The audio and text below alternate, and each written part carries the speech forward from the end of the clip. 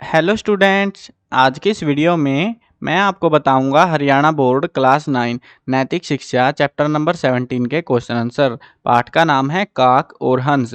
चलो शुरू करते हैं। मैं हूं अजय और आप देख रहे हैं सीसीएल क्लास। लेकिन वीडियो शुरू करने से पहले मैं आपको बता दूं, अगर आपको इस बुक के जो है किसी भी चैप्टर के एक्सप्लेनेशन, क्वेश्चन आंसर या इंपॉर्टेंट क्वेश्चन की वीडियो देखनी है, डिस्क्रिप्शन में प्लेलिस्ट का लिंक मिल जाएगा, वहां से देख सकते हो। और अगर आपको ये सारे जो है क्वेश्चंस, इस बुक के सॉल्यूशन लिखे हुए चाहिए, हरियाणा बोर्ड के क्लास 9 के जो है बाकी सब्जेक्ट के इंपॉर्टेंट क्वेश्चन चाहिए नए सेशन के लिए, बिल्कुल लेटेस्ट वाले, और या फिर जो है आपको प्रीवियस ईयर क्वेश्चन पेपर चाहिए, तो एक ही वेबसाइट है, गूगल पे जाकर सर्च करना cclchapter.com, स्पेशल आपके लिए बनाई गई है, तो आप ही के काम आएगी, विजिट जरूर कर लेना। अब शुरू करते हैं क्वेश्चंस को। पहला क्वेश्चन है, और हाँ, क्वेश्चन कराते टाइम मैं बीच में इंपॉर्टेंट क्वेश्चन भी बताऊंगा इन चैप्टर्स के। इस चैप्टर के जो टेक्सचुअल क्वेश्चन है ना, उनमें से कौन कौन सा क्वेश्चन है जो इंपॉर्टेंट रहेगा एग्जाम के पर्सपेक्टिव से, ताकि आप उसको भी याद कर लो अच्छे से।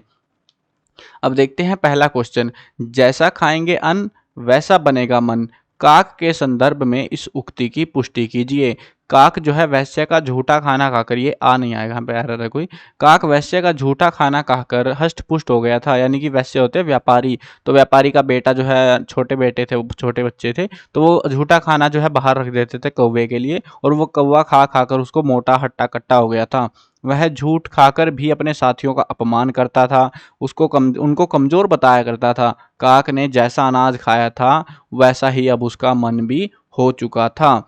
अब अगला क्वेश्चन देखते हैं। किस भय से के वशीभूत होकर काक को अपनी गलती स्वीकार करनी पड़ी? तो वो था डूबने के भय से। उसने क्या करा, जोश जोश में आके हंस को चुनौती दे डाली, और जैसे ही वो समंदर में थोड़ी सी दूर गया, कौवे की जो है, काक की सिट्टी पिट्टी गुल हो गई, और वो डूबने को हो गया, मरने को हो गया, मतलब उसकी हालत ऐसी हो गई कि अब वो मरने वाला है, उसको पता लग गया, और वो मरने के या डूबने के भय से जो है उसको अपनी गलती स्वीकार करनी पड़ी, नहीं तो वो कहाँ ही मानने वाला था। प्रश्न नंबर 3 देखते हैं। इस कहानी से हमें क्या संदेश मिलता है? अपने शब्दों में लिखिए। तो इस कहानी से हमें संदेश मिलता है कि हमें दूसरों का मजाक नहीं उड़ाना चाहिए, उनकी कमजोरियों का मजाक नहीं उड़ाना चाहिए। अभी ये देखो, ये आपके पर्सपेक्टिव्स के ऊपर भी हो सकता है आपको कुछ और संदेश मिला हो, है ना? हो सकता है, अलग अलग लॉजिक होते हैं हर किसी की सोच का। आपको क्या लॉजिक लगता है? मेरे को तो यही लगा कि दूसरों की बेइज्जती नहीं करनी चाहिए।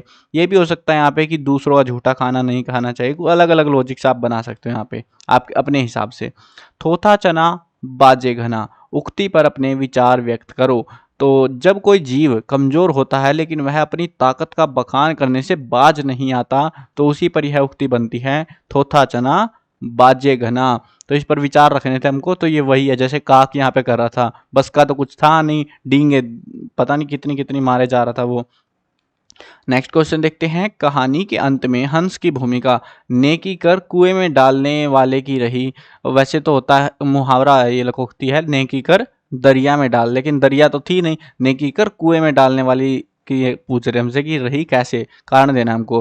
तो हंस को काक पर दया आ गई थी, जब वो कंपटीशन में मरने वाला था कौवा, उसको दया आ गई हंस को काक पर। उसने पंजों से पकड़कर काक को अपनी पीठ पर लाद लिया और उसे लेकर उसी स्थान पर लौटा जहां से वे दोनों प्रतिस्पर्धा करते हुए उड़े थे। वहां जाकर उसने काक को धैर्य बंधाया और स्वयं उड़कर दूर देश को चला गया। यानी कि उसने नेकी कर ली, उस कौवे को बचा लिया, और फिर कोई मतलब नहीं है उस कौवे से, वो अपने रास्ते निकल गया। हंस ने यहाँ नेकी कर कुएं में डालने वाली भूमिका निभाई थी।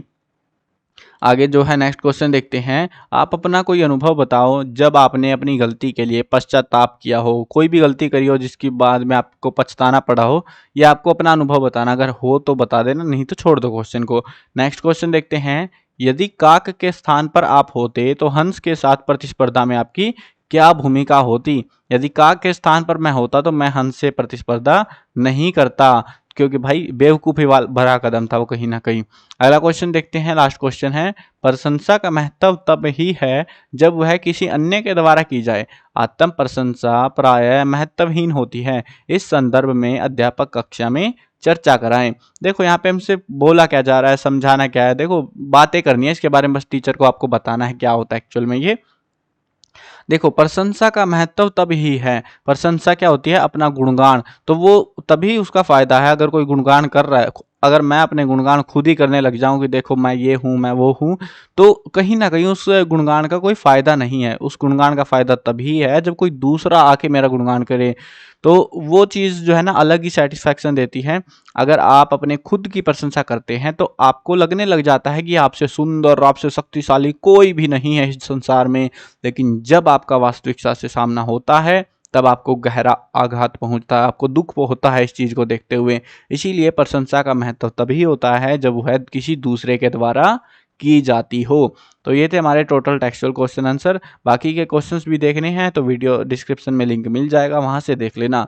और आप में से बहुत सारे स्टूडेंट्स ने भाई सब्सक्राइब नहीं कर रखा, सब्सक्राइब कर लो। आने वाली क्लासेज में भी ये चैनल आपके बहुत काम आने वाला है। मिलते हैं नई वीडियो में। Bye bye.